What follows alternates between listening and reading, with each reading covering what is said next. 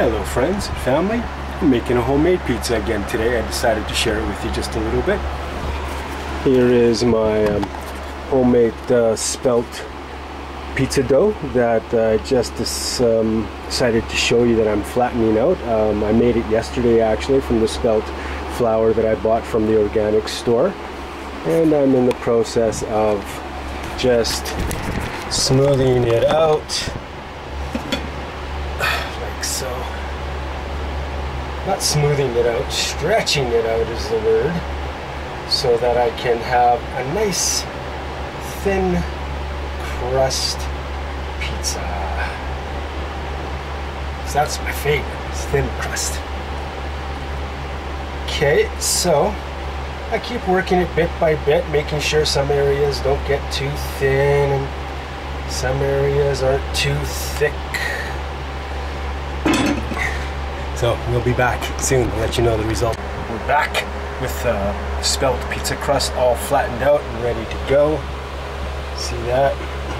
I got my oven preheating at 425. I'm going to pre-cook the crust for 5 or 7 minutes, and then I'm going to come back and show you the toppings I'm going to put on it. Alright, see you in a bit. Alright, one Spelt pepperoni pizza crust, cooked and ready and waiting for its toppings, which I've got right here. Some Italian pepperoni that I'm going to slice up, some Santa Lucia mozzarella cheese that I'm going to slice up, and some DeLuca's homemade pizza sauce. Yes, all of this stuff, the sauce, the flour, the cheese, the pepperoni, everything, all a little less than $20, and it's going to be enough for 2 to 4 pizzas. Anyways, I'm going to slice this stuff up and I'll be right back. Hello again. Here's my mozzarella cheese all sliced up and my pepperoni sausage all sliced up. My Spelt crust. Spelt flour, by the way, is a non-GMO flour. We should all avoid GMO poison. It's a genetic poison, don't you know? And then here is my tomato sauce. So, next clip will be the pizza dressed up and ready to go back in the oven. Alright, here's my Spelt pepperoni mozzarella pizza all dressed up and ready for the oven. Yeah, that's gonna be good. I'll keep you updated. Cheers. I'm back. So I wanted to show you the pizza freshly cooked out of the oven.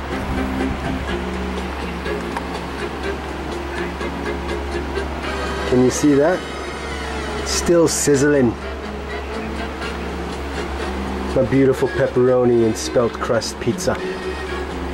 So in a little while I'll come back and join you for a pre-bite Toke appetite enhancement. Alright, see you in a bit. Hello again. It's time for that pre-appetite medicinal appetite. What? Hey, time for that pre-pizza Toke. Cheers.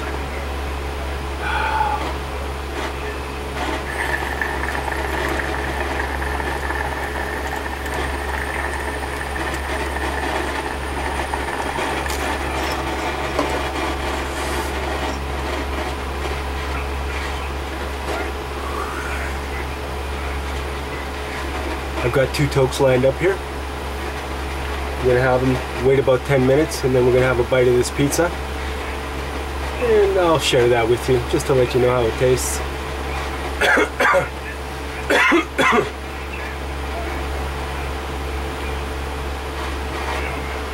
Smoking on some beautiful cannabis extract again. I love hash and oil. So my poly tea rig is ready to go. Cheers friends and family.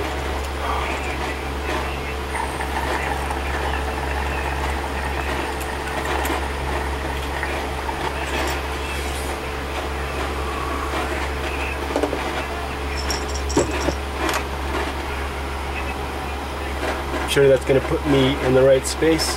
I'll be right back.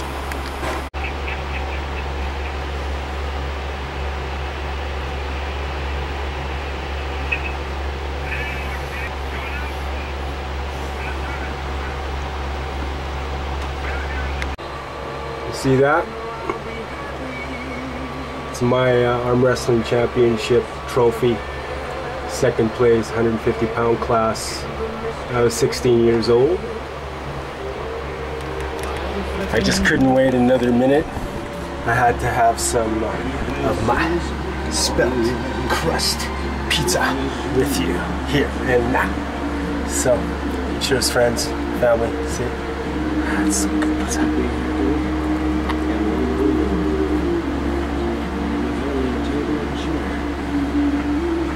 Well, it's perfect. The crust is crispy, tasty, no GMOs. Sauce is better than homemade. Maybe better than mine, not better than yours.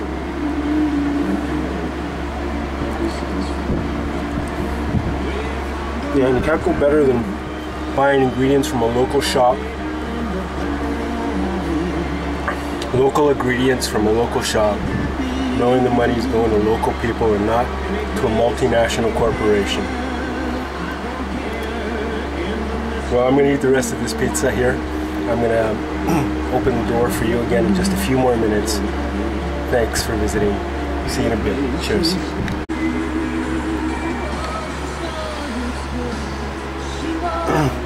Already full. What the hell, eh? Hi, welcome back. Thanks for joining me. Let's have a couple of evening tokes together, eh? That was a beautiful, delicious Spelt pizza I had today. I hope you had a good supper too.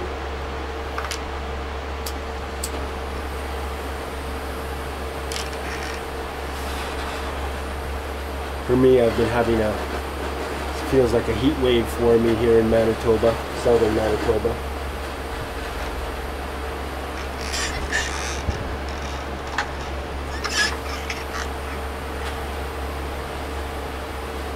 So I'm not 100%, a little foggy.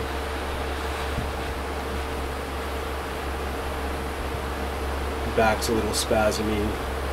But right now I'm actually really good. Very content, stomach is full. So, and happy that you've come by to join me with a couple of rips. How about you have the first rip off my Poly T rig, okay? It's ready to go. You ready? Okay.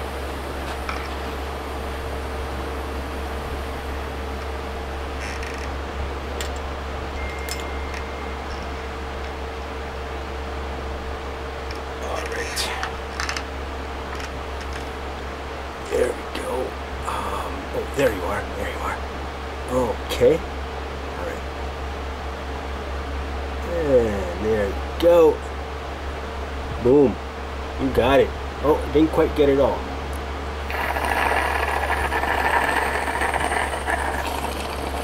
I just finished it off for you there a bit, because I see you left some behind, right?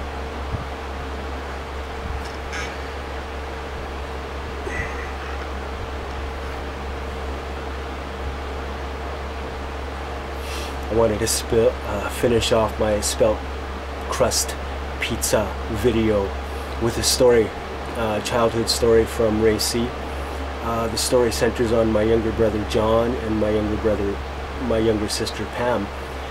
Pam was 5, John was 9, and I was 12 going on 13 at the time. But I heard this story, scary childhood story, from my brother John. It happened to John and Pam, my brother and sister, but then it was such a scary story. It gave me and the rest of the kids in the family nightmares. And not only nightmares, some of us blocked it out of our memory. It was so bad. Yeah, and so let's just have another quick rip and then we'll get into it.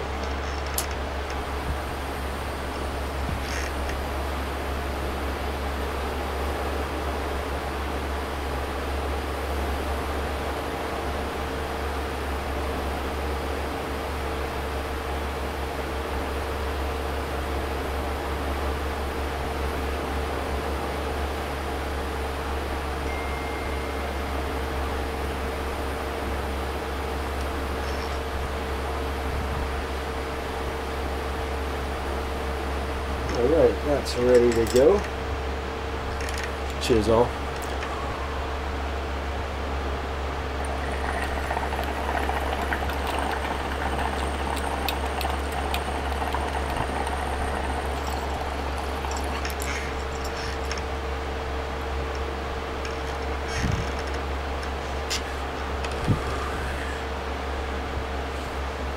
Yeah, so my little sister Pam was in kindergarten. It was her first year of going back to school.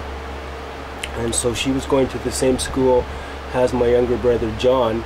John was in grade 3, I guess, and she was in kindergarten at the time, and it was a kindergarten to grade 3 school. And so they were in the first month of going to school for that year. It was still in the summertime. It was probably maybe 76 or 74, something like this. Yeah, I think 74 or 73. Anyways,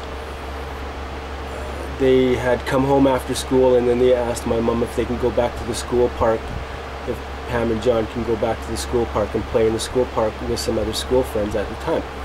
And so they did. They went right straight back to the school park, and they went to play in the schoolyard. And so now the story is translated from John telling me and me telling you. And so then, while they were at the school park, the friends that they were playing with ended up leaving, and instead of going back home, they ended up leaving quickly, like after 5 minutes, rather than playing at the park for half an hour or an hour like the plan was. And so then, rather than go home right away, Pam and John decided to stay at the park and play for a while too. And so while they were playing by themselves now in the park, they were approached by a stranger, a young man in his 20s, looking very disheveled, very clean and very dirty, and kind of mentally challenged, muttering to himself and stuff like that. And John told us afterwards. But anyways, just in that I kind of ruined the story, but I'll continue. And so this guy approached them, and John noticed it. And John and Pam were playing a game together at the time. It could have been hopscotch, something like that, eh? And so this guy came up to them and grabbed Pam, little 5-year-old Pam, a little blonde-haired beauty, by the arm and grabbed her and started walking away. And so John ran up after Pam and grabbed her by the other arm and tried to stop. And so, but then saw the guy wasn't letting go and didn't want to hurt Pam, and so held onto her hand and went with them. This guy was tried to steal Pam away, but John decided to go with them. And so then they started this trek across the city of Vancouver. Pam screaming at the top of her lungs, John screaming, and this guy telling them to shut up or he's going to kill Pam right here and now. And there's people around. This is like 3:30, 4 o'clock in the afternoon. There's rush hour. They're near Commercial Drive. There's traffic and people everywhere in this late summer day. And so anyways, nobody stops, nobody intervenes. They are walking and walking and walking and walking and walking, blocks and blocks and blocks. Vancouver's a huge city, and the guy is getting tired, and so from time to time, and he's out of shape, you know, too, right? So from time to time he stops and he's panting, and so then John and Pam stop and talk a little bit, and you know, Pam said, well, let's try this, and John said, well, no, they might hurt us, and so they again, the guy started walking again, and we're walking. We're talking serious walking here, literally for hours. I'll sum it up for you near the end. I don't want to sum it up now because then that'll give it away. Anyway, so again they stop, you know, at an intersection there, and rather than cross at the light, they wait and they rest, and then they cross again, and they're walking. The guy's getting tired. Pam's continually crying, and John is yelling and screaming from time to time too, and then the guy threatens to kill Pam, and so they stop. And so anyways, so John mentions to us afterwards in the storytelling that he recognizes that the guy is approaching this big park in Vancouver called Victoria Park, Queen Victoria Park. And so they cross the street, they get to the entrance of the park, they get into the park, and the guy's extremely tired, and he stops and he sits down, at the park bench right at the entrance of the park, and is kind of secluded already there.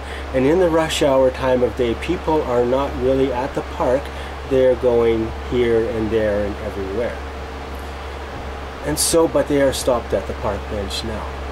And John has figured things out enough to know that this is absolutely extremely unacceptable.